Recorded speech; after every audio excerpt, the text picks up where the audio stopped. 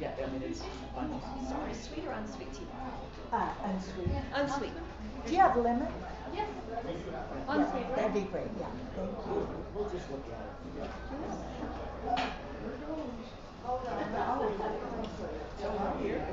Is that curtain raisin salad? Yes. I'll have it. Okay, well, let me get you a When I was growing up, that's what we used to do. Yes, my mom used to make it. I never made it. I love that. So anyway, I changed my mind. All right. Let's go. Get you some food. And raffle tickets for our guests. Oh, boy. You never know. Give a name. That's a pretty good setup. I'm gonna take a picture.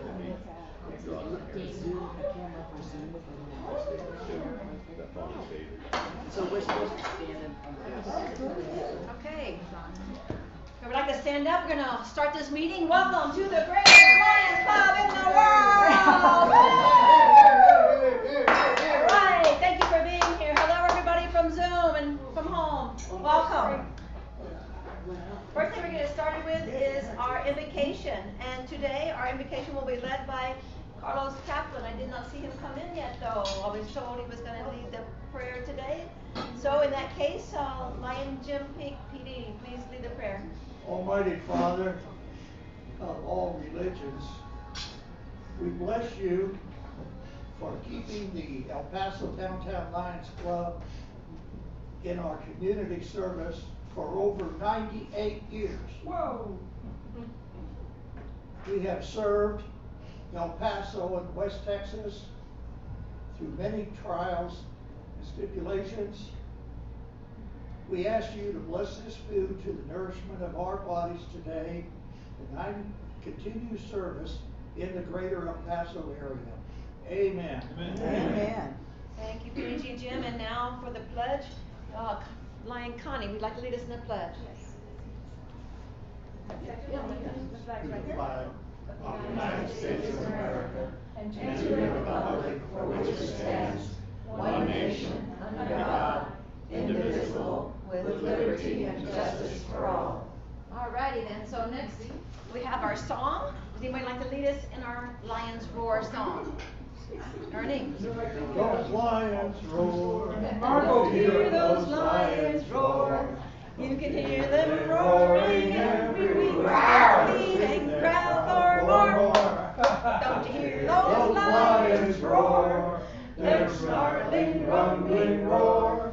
So roar, lions, fight 'em, fight 'em. Don't you hear those lions? Hear those lions, hear those lions roar. All right. Now we're all fired up. You can be seated, please. And we're going to have our guests introduced today. PDG John, would like to introduce your lovely wife. You took the wind out of my sail. Lion boss, fellow Lions, distinguished guests. As of Tuesday, she's my lovely wife of 47 years. Congratulations. Very good. And now I see for our speakers will be introduced shortly on our Zoom. Oh, I did it again. Lion Jim. You come so often, I'm almost part of it. I think, PDG Jim, please introduce your lovely wife. Thank you. My lovely wife, Julie. All right. And now I see on Zoom our Vice District Governor, Ralph McCain, has joined us. Welcome. And I see PDG Orlando has joined us. Zoom. Welcome. I Lion Rick Kern, would be past president. Would you like to introduce your lovely wife? In the other part of the house, fellow Lions, I have my wife of almost 50 years, Sharon. Yay! Yay! And I see Patsy Aiken. I see your square. I don't see your person. If you'd like to unmute and say welcome to you. Okay, it's always a gamble that someone's going to be there in that little square, but you're online and welcome, our Vice District Governor Patsy Aiken. And now I see Donna Lodorn. I think that's Lion Sandy's guest. Welcome. And now I see everybody else that I can see right now is a member of our club, so I won't introduce the members. But I'm so glad to have you here, either in person or via Zoom. Thank you for coming. And so now for our health and welfare, I was told that Victor Beltran, our member, is just out of the hospital. Not sure of all his issues, but we want to keep him in our thoughts and prayers. And Lina Vaughn, I talked to her this morning at the Las Palmas Rehab on Waymore. She says she's getting stronger. Of course, when you're in a rehab, they work you to death. Okay, she was exhausted from being exercising for an hour and a half this morning. When I talked to her, she was going to have to go back to rehab as soon as we got off the phone to exercise. And so she said that her problem was she wasn't moving enough. During COVID, she got sedentary. That's caused a blood clot in her lung and her legs. And so now they're going to make her walk a lot after she gets home from the hospital. And they set up a separate room in her house so she can go home and stay in it and not have to go up the stairs. So we're happy she's doing well. She survived and she's getting stronger. And so we just keep her in our thoughts, her prayers too. Does anybody know of anyone else who needs to be brought up as far as in our health and welfare report? Okay. Having said none, announcements. Does anybody have any announcements they'd like to make? Go ahead, Annette. First of all, we have the district meeting, which is at the end of the month on the 30th. I'll repeat that, just because district they can't hear you. Oh. So I'm gonna repeat what you say, okay? The district meetings, October 30th, end of the month, 29th and 30th is our social. In Alpine, Texas. And Alpine. And also we have, those of you who ordered polo shirts, they're expected to come in today in my house, so as soon as I If you get ordered a polo shirt, it's supposed to come in today. All right, so she'll be contacting you. And Lion Bob, you had an announcement? I'll be starting the sale of pecans and everything at White Acres this next week. Outstanding. And, I've already bought $77 worth to give to family members, and we're flying to Austin and Thanksgiving, and at that time they'll get theirs. But Thank you very I've much. already sold 2 today. Wow. So I feel that probably I'll be selling 20 or 30 more at White Acres. You did a very good job last year, and I expect you to do just as good this year. And just the people at home, keep selling those pecans. Lion Bob is selling 20 to 30 this year, so you have to keep up with our oldest member. He's 93. He can do it. Anybody can do it. 93. I'll be Any back. Be muted? I'm gonna make. That's awesome. You will. Okay, we have someone echoing, Brian. Yeah. Thank you very much. And Lion Brian had an announcement? Yeah. So I have a couple. One is the Thanksgiving Day Sun Bowl parade. Looking for tractors, and I think everybody knows that. But if you know anybody who has a tractor that could loan it to us, so we can pull our float, please say something to them and give our beg to them. Okay, well, for his first announcement is we need a tractor for the float. I'll add on to that, tag on to that. Yesterday, El Paso Inc. called me, Wendy Polk, and said that she would put us in the El Paso Inc. this week to ask people for a tractor. So if you see it in there, that's why. And I did talk to one person this morning, Debbie Petty's husband, and he's looking for us a tractor, and he works for a TWM tractor company. So who knows what's gonna happen with that, and I'll go ahead. So the next thing is that the Veterans Day Parade on November 6th is still a go, and I sent everybody a copy of the map, I believe, that describes the route. It starts at Florence and Myrtle, which is just a couple blocks from our float barn, and it goes three times along 3 sides of that 1 block. So it's about 2/10 of a mile total. Very short. Our Veterans Day Parade is November 6th, and the location was emailed to you. And you have another one? When is it? The November 6th. It starts at you have to be there at 9 o'clock. No later than 9 9 o'clock. o'clock. The streets will be blocked after that. There is another Veterans Day Parade on November 11th, that was just announced, and the VFW is going to participate in that, and this club is invited to participate, and that is going to be on the northeast side of town, starting at the Diana Parade, or the Diana flag thing. I'm not sure what they call it. The flags across America? Yeah, but that where they have where the flag is on Diana. Great big flagpole. Great big flagpole. Okay. Yeah. All right, and the last thing is what was the last thing? The Alzheimer's Walk? Alzheimer's Walk. Yes, I sent everybody an email, and in that email is a link. So if you want to register, you need to go on that link and add your name. Okay, there's a link that Brian sent out for the Alzheimer's Walk. So go there and sign up on October 23rd. And it's going to be at Lavinia Winery. Lavinia Winery starts at 3 o'clock. Starts at 3 o'clock. So we're going to be walking and drinking. All right, it's the best way to raise money. What can I say? I just want to let everybody know that we did our vision screening.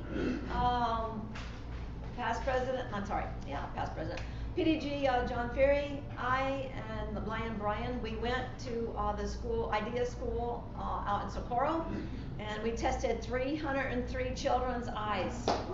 It was hard work, but it's good work. It's very rewarding, and all those little kids are so sweet. And we know we're helping them a lot. 55 of the 303 were referred for further evaluation by a doctor. About a third of them needed further evaluation. So we're waiting to see, I'm hoping they go to the doctor and get their eyes checked. But screening them helped the school nurses a lot because they're pretty much overwhelmed. The Peace Poster Contest is in the works right now.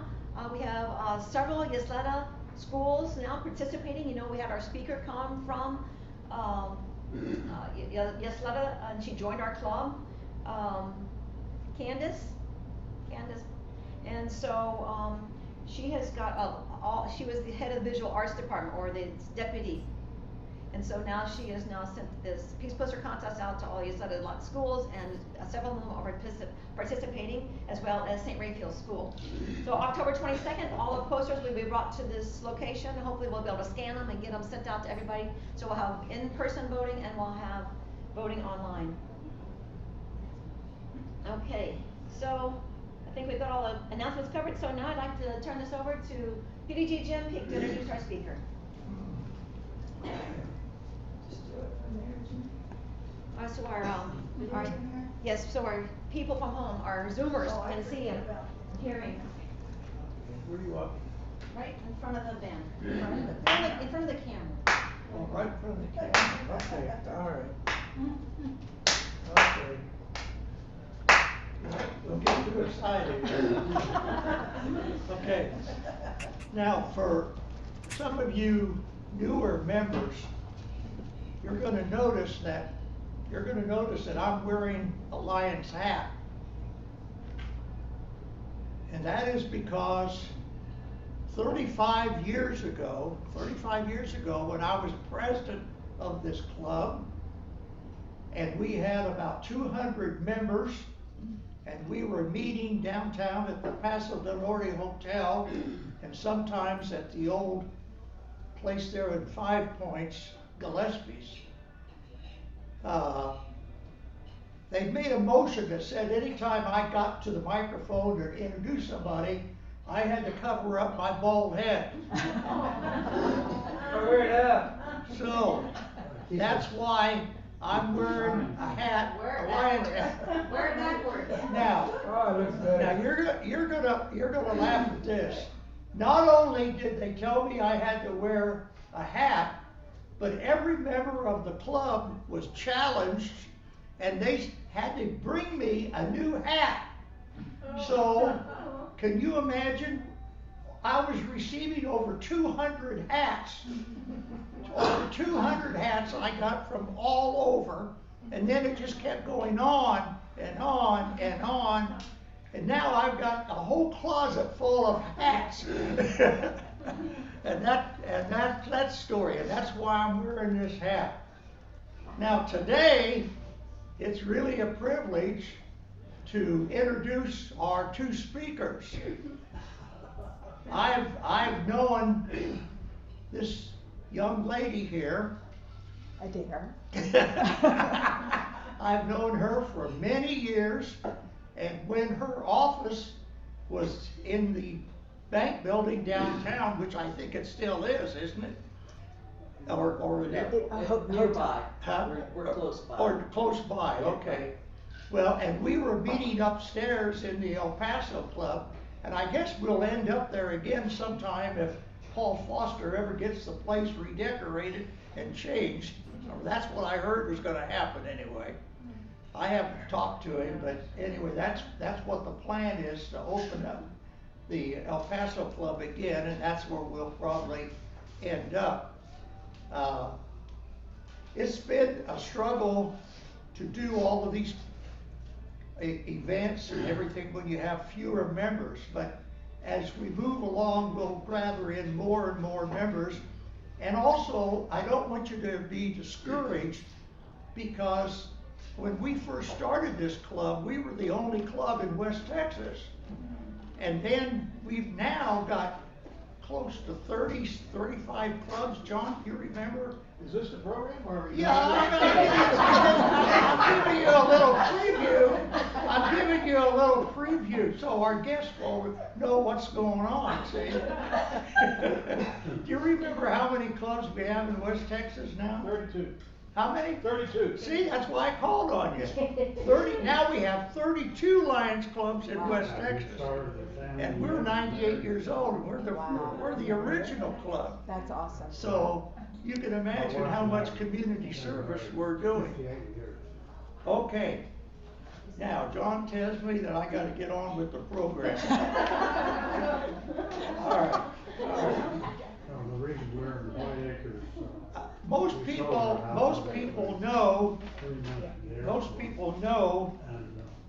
Adair Margo, because she was the first lady of El Paso, and her husband was our previous mayor, and many of us voted for him, thought he did a darn good job. But he used to tell me, her husband used to tell me, Jim, everybody knows her, nobody knows me. See? And I thought, I always said, oh boy, that's gonna be something when he runs for mayor. But he used to tell me, he'd say, when I get up, I'm gonna let her talk and say, oh boy, come on, Adair, you're the star of the show. Well, she's a wonderful, wonderful woman.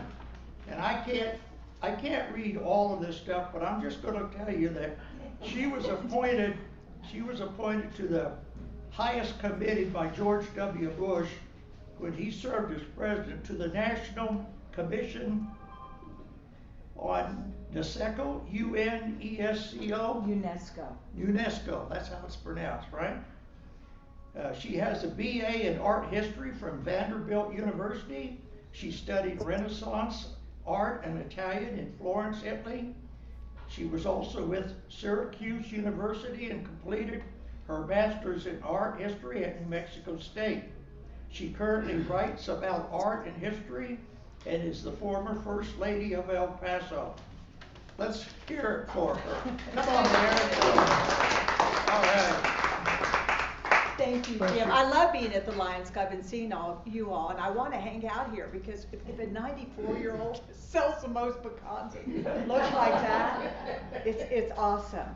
But I am a native El Pasoan, and another thing, on my mother's side, my dad came in the military, but my great-grandfather baptized Tom Lea when he was 8 years old. So a lot of people who come from out of town are fascinated by these multiple generations that we have in our community. Plus we have this extraordinary history, extraordinary legacies. And when I served President Bush, I chaired the President's Committee on the Arts and the Humanities.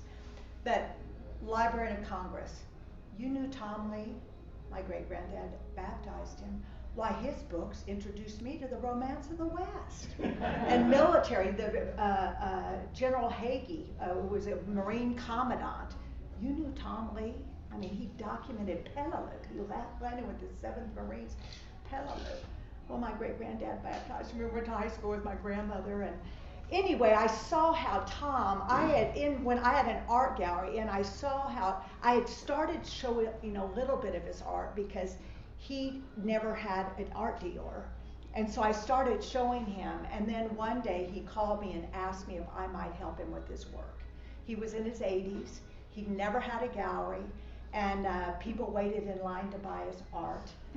He didn't live in the art world, he lived in the whole world.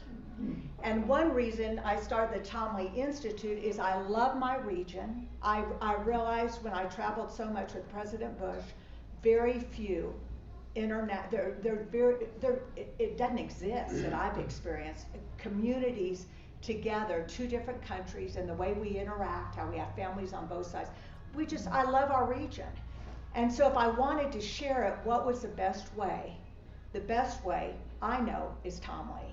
Because he was a native, he was born here, he died here, his father was mayor here too. I'm going to tell you just a little bit very quickly, and then Holly, this is how many years have we done Tom Lea Month? Since 2007. That was his centennial.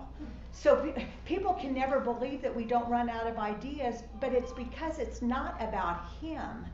It's about life here, and it's about the themes that fascinated him, going back to the very beginning, like the first horses in 1598.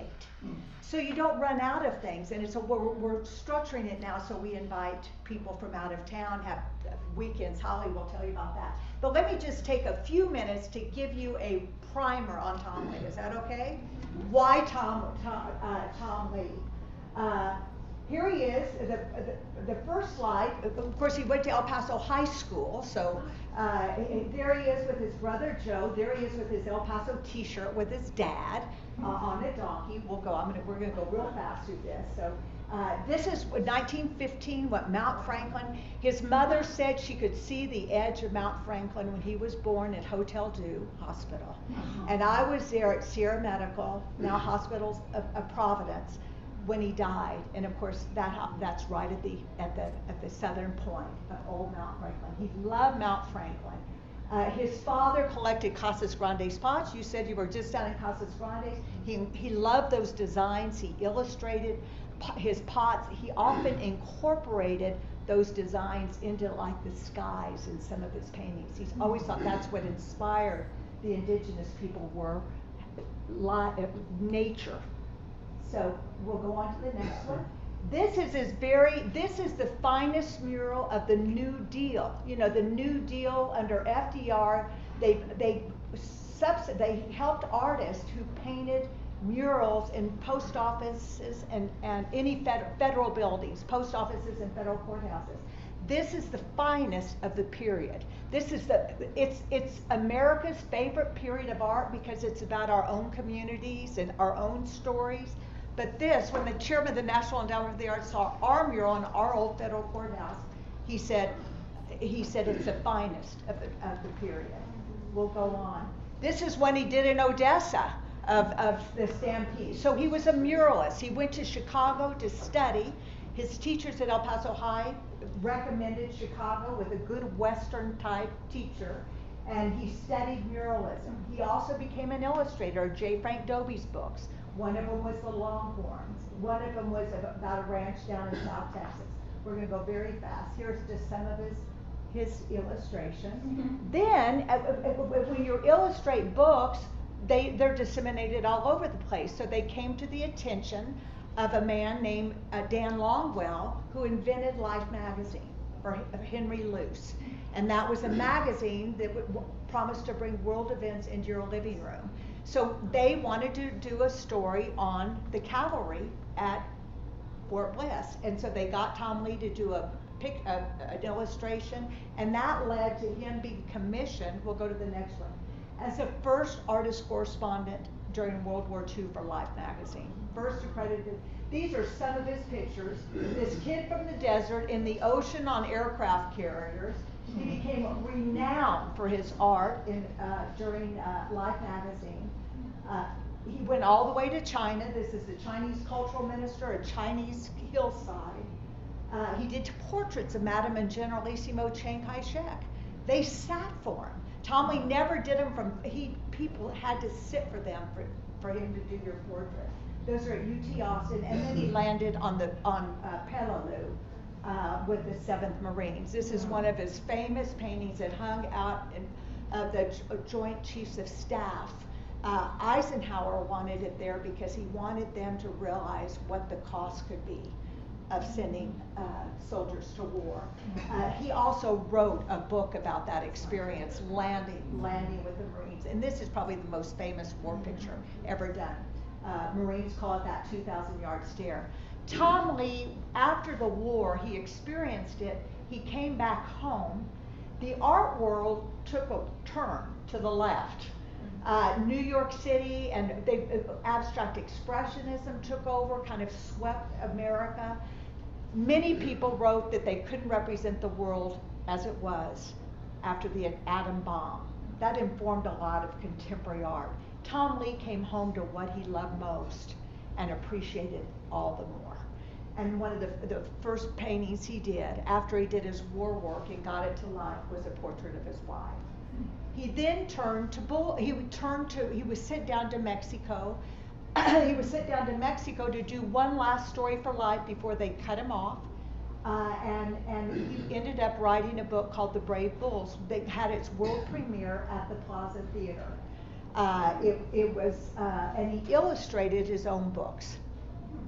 He wrote them and illustrated bestseller list with Hemingway and Steinbeck.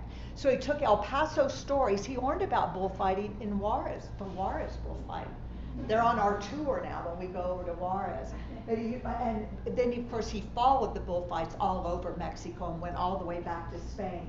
He also wrote a best-selling novel called The Wonderful Country, and that starred Robert Mitchum, also the world premiere at the Plaza Theater downtown. This is our focus this year. We've had many themes, like World War II, we had a show at the Museum of Art. We choose different things. But this year it's on horsemanship. Tom was interested in cattle. You saw how he went down and studied bulls. He was also so interested in horses and how they were transported by ships and how they were trained. He was fascinated by those dancing Mexican horses, like Lipizzaner horses in Mexico. How did they train them? Where did they come from? And that's our theme this year. These are illustrations done in Chinese ink of that book. And one thing Tom Lea, let's go back just one very, very quickly. Everything we do and everything about his work is about small man in a vast and wondrous world made by the Almighty.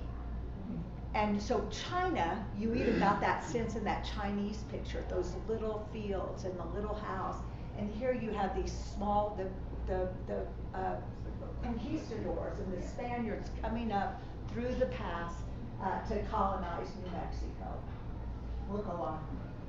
He wrote The King Ranch, illustrated The King Ranch, 2-volume history, the finest ranching history that's ever been done. Here's the illustrations of that, and him with Bob Claver. Before he accepted that job, he said, I want to see your ranch by the air. I want to see your ranch by the river, the Rio Grande. I want to ride across it, and I want to walk on it. And that's how he did during World War II. He was in airplanes, he was in submarines, he wanted to see it from every angle. This is the painting that hung in the Oval Office of George W. Bush called Rio Grande, and my husband had it in his office when he was, we got to take Sarah Lee, Tom's widow. He died before, he knew it was going, he knew his painting was going to the Oval Office, but Dee and I took Sarah to see it hanging there for 8 years. He also did Portrait of Benito Juarez. I'm hoping this may be a theme next year on our relationship with Mexico.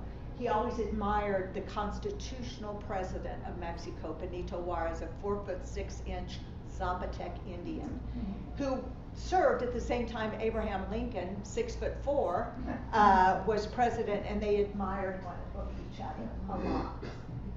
And then this is the last picture I'm going to show you. My husband actually commissioned this piece. It's called Invocation. They're always about everything about Tom Lea.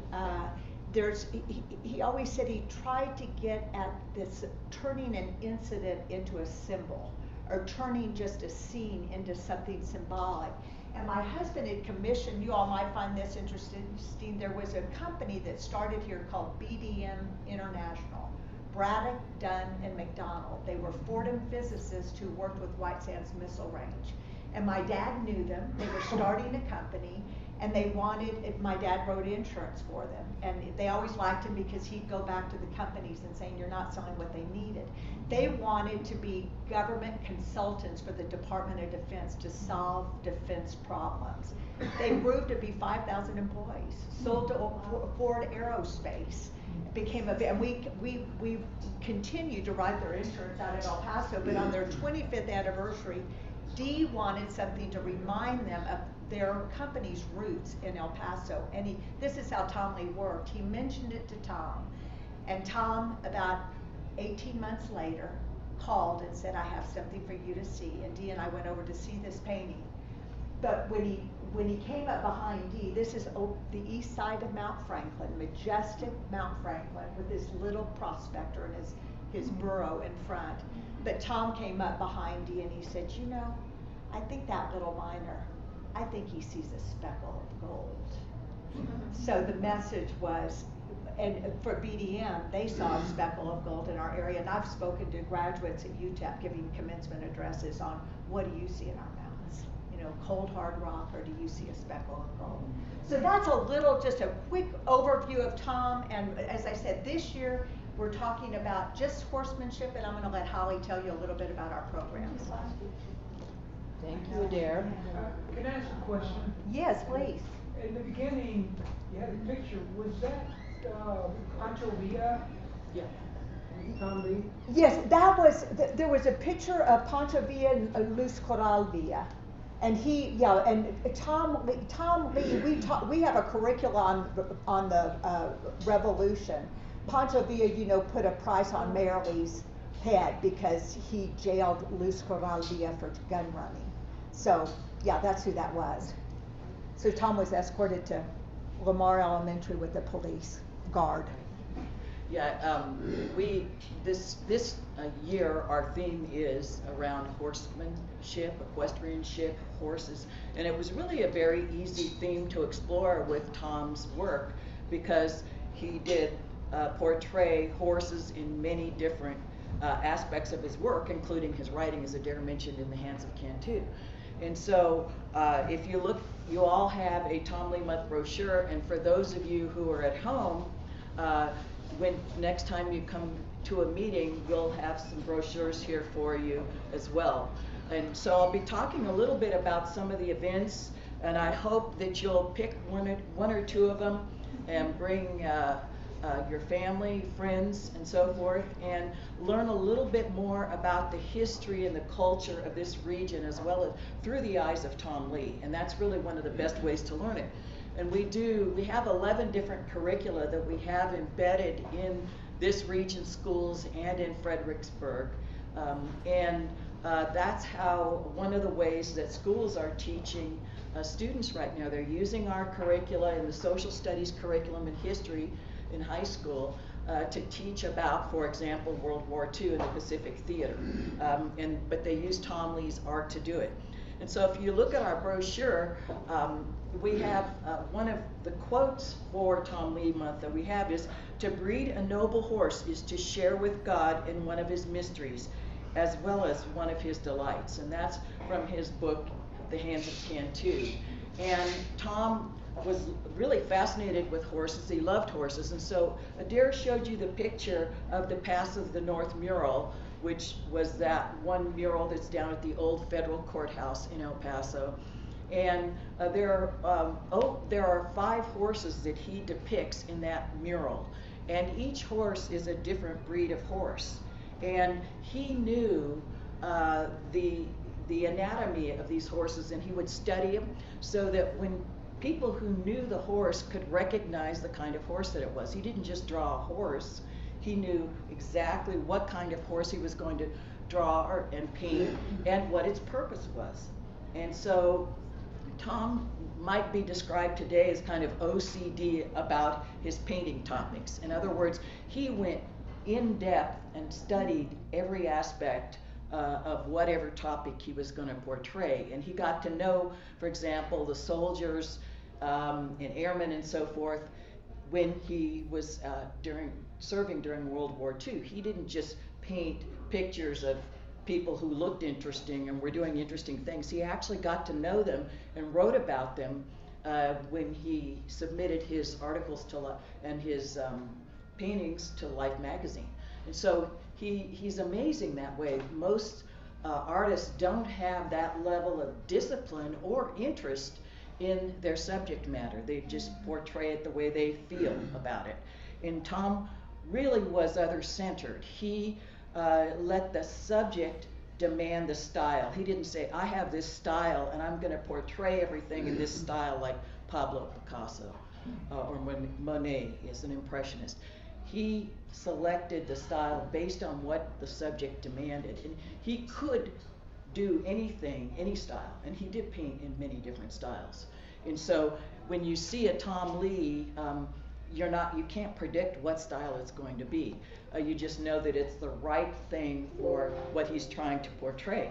And so one of the major exhibits that we have this year is about Urbici Soler. Does anybody know who Urbici Soler was? He was the sculptor of Mount Cristo Rey. Right. And so Tom Lea was friends with Urbici Soler and had an influence on him and supported him in his career here in El Paso. And he actually was brought here by the Catholic Church to sculpt Mount Cristo Rey. And he was an extraordinary sculptor. He pretty much did it by eye, and if you know anything about how high it is, I think it's 24 feet high. When you're doing a sculpture or a monument like that, you have to actually take into account where people are looking from and scale it accordingly so it doesn't look weird. And so he was able to do that, and he was quite remarkable. And Tom and Sarah would go up and visit him while he was sculpting that out of limestone. And so they became friends. There's correspondence about him. There are pictures of them. And so this exhibit is at UTEP, and there's actually wonderful sculptures done by Urbici, and there's also art by Tom. And so you can see both things in their relationship. So I'd encourage you to go see that. It's in the UTEP library, and it'll be available all month long in October. And then we also have a wonderful fun thing, the El Paso del Norte Loteria. Any of you play Loteria? Yeah, it's going to be real fun. It's at the Pancho Villa Stash House. But we actually have a young man who's an artist here in El Paso who designed a Loteria game based on the history of El Paso. And Tom Lea is one of the people. He has on a Loteria card. And so we're going to have hors d'oeuvres and sangria, and Loteria is going to play, and there'll be prizes and so forth. So we would encourage you to sign up for that event if you want to do something fun. Just have a good evening, and you'll learn El Paso history in the process. And then also we have a wonderful presentation about the secrets behind making the equestrian monument. That's on Thursday, the 21st of October. And most people, the equestrian monument is out at the El Paso airport. And it is the largest equestrian monument of its kind in the world, done by sculptor John Hauser. In this case, it's made from bronze. And it took 10 years to make it. And again, Tom was good friends with John Hauser. They were both of the classical mode of artists who, like Tom, John Hauser did extensive research to figure out what he wanted the horse to look like, how it looked, and all of that. And then there were a lot of trials during the making of the monument as well that are very interesting. As you know, there's some controversy surrounding it, but the El Paso City Council actually were the ones who selected Oñate as the conquistador on that monument. John wanted to do cabeza de vaca. And so, but they selected that, so he did that. But the monument is based, again, there's a connection to Tom Lea. It's based on Tom Lea's 12 Travelers.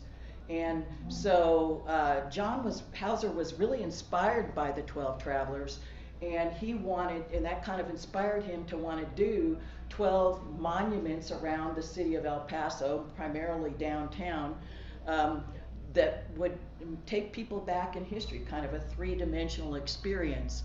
And Tom supported him. He was a good friend. He wrote letters of recommendation and so forth. And so again, Tom Lea was not only a fantastic artist, he was also an amazing friend and encouraged other artists to do what they could do well.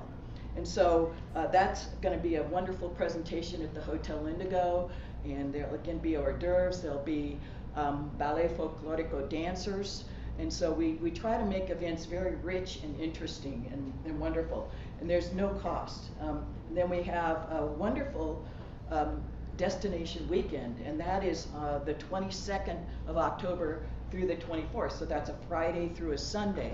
And it's a whole series of events, including a horse exhibition where we're going to talk about the kinds of horses and show different kinds of horses and what their purpose is. That's a wonderful event to take children, grandchildren, nieces, nephews, that kind of thing, because it'll be hands-on, and it'll be out at the Compadres Therapy Ranch, and there'll be barbecue for sale for lunch out there. It'll be a great time. So mark that on your calendars and grab a young person who loves horses, because they'll have a great time too. And then we also have a wonderful wine tasting at Zane Valle, and a great speaker about the impact of horses on world events. He's very, very interesting, major impact if you don't realize that. We also have a wonderful field trip over to Viva Mexico, and we're going to have a van and drive people over. Fantastic show in Juarez. It's a dinner show about the history and culture of Mexico. And yes, they have horses in the show too. It's really, have any of you been to Viva Mexico? No. Oh, it's amazing, isn't it? Yeah, it's definitely worth doing. And then we also have a wonderful chareada and very nice dinner also that goes with the chareada. Does anybody know what a chareada is? Gee, okay, here we go. We're learning all kinds of things. It's basically a Mexican rodeo, and it's different from an American rodeo, and that the events are based on what they do when you're on the ranches in Mexico, how they herd the cattle and how they handle the horses and that kind of thing. And it's very interesting. And also there's the escaramuza, which is the female version of the charros, and they have these beautiful costumes on, and they kind of ride in this synchronized fashion. It's very beautiful. So it's going to be a wonderful event. Also great for families. There's going to be food, music, and entertainment and that kind of thing. It's not too expensive to attend either. And so we want to encourage you to come out for that, and encourage your family members to come out. You know, you don't see something like this except in somewhere like El Paso, where we have the wonderful Mexican culture so deeply embedded in our roots. And then also just one more thing that I'll draw your attention to, and that's November 5th, the Hands of Cantu presentation and dramatic reading. And there, Adair is going to be talking about the Hands of Cantu and doing a presentation. We're also going to have an exhibit of the wonderful illustrations that Tom Lea did for the Hands of Cantu. They actually are all housed at the El Paso Museum of Art. And it's extraordinary to see his original work. You just have to do it, and it's amazing. And then we're also going to have Eden Performing Arts is going to do a dramatic reading from the Hands of Cantu, and they're selecting passages and actors and so forth. They're going to do a dramatic reading. And we're going to have wonderful charcuterie and wine for you to enjoy. So it'll be a very robust event, something that, you know, date night, something that you can bring your favorite date to, you know. And so I encourage you to do that and make them do it. Don't let them get away with not doing it. And it's also a pretty cheap date, because a lot of this stuff is free or pretty low cost. And so we want you to get out and enjoy El Paso, get to know our region, get to know our history through the eyes of Tom Lea, because he had extraordinary insight and was able to communicate that in both his writing and his images. And so If you have any questions or you have any trouble registering for events, please call us at the Institute and we'll help you out. So thank you very much for your attention. And So informative. I love coming to Lions because I learn something every week. Please, I'd like to give you a little appreciation certificate.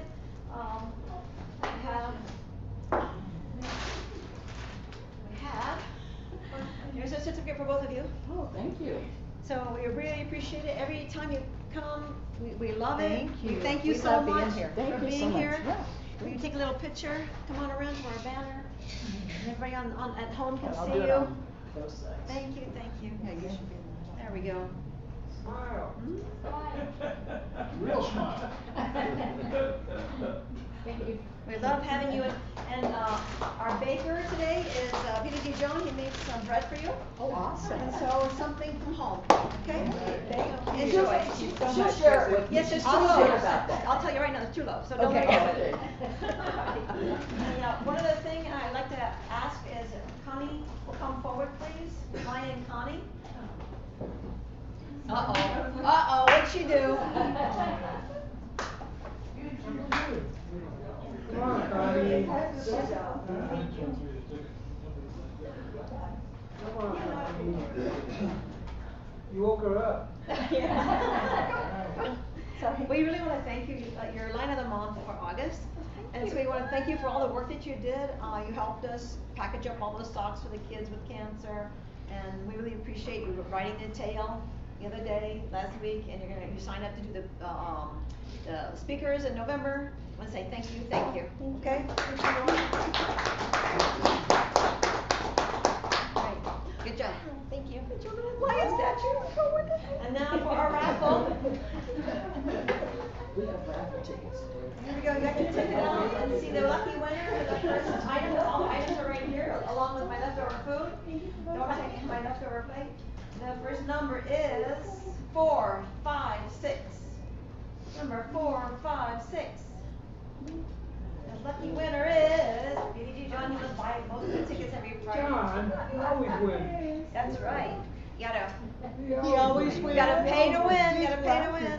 Pay to win. The next one is 4, 6, 7. 4, 6, 7. I don't ever win. And Thank you. looks like Line Ernie's coming forward, so the next number is 4, 6, 9. That's me too. 6, 9. That's me too. Oh, he always wins. Yes. It's about time. You can get 2 of them. Get 2 of them. Here you go. The next one is 4, 7, 6. 4, 7, 6. I don't have it. That's me. Orlando online says he does not have it. 4, 7, 6. All right, come on down. Come on down. Next number is 4, 7, 0. 4, 7, 0. And that wins again. It pays to come to El Paso Downtown Lions Club. Oh, I know who to give this to.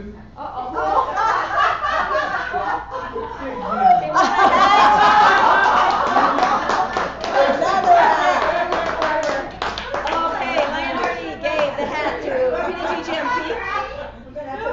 Yes. That's perfect. That's you. PDG Jim Peak told the story, and now he's got another hat. That's you, Jim. We had so much fun today. I'm gonna wear this so John will be happy. That's perfect. Yeah, right. We had so much fun today. So glad to have you here and everyone joining from Zoom. And thank you again for our speakers for coming. We're so privileged. And if there's nothing else for the good of Lionism, we stand adjourned.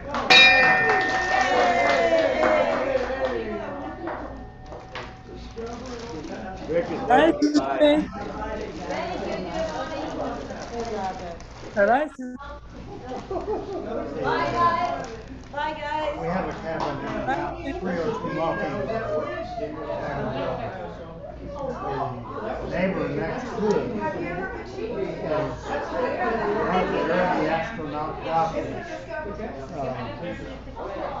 Grew up in Carlsbad, and he's a cardiologist, and his name